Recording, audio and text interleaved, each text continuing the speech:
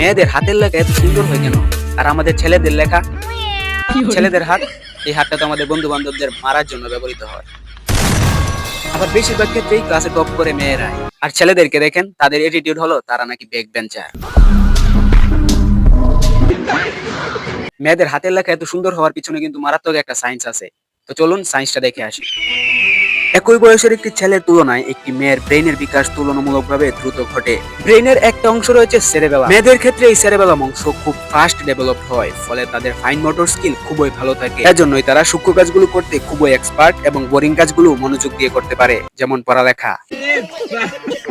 তারা খুব সহজেই সাজসজ্জার কাজগুলো খুব ভালোভাবে করতে পারে।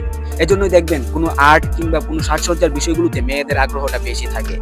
তারা তাদের লেখাটাকে সাজসজ্জার মতো করেই ভাবে, তাই তারা এত সুন্দরভাবে এত ডিজাইন করে লেখে। আর ডিজাইন তো আর এমন ডিজাইন না, ডিজাইন করতে করতে খাতাটার একদম বই বানায় ফেলে।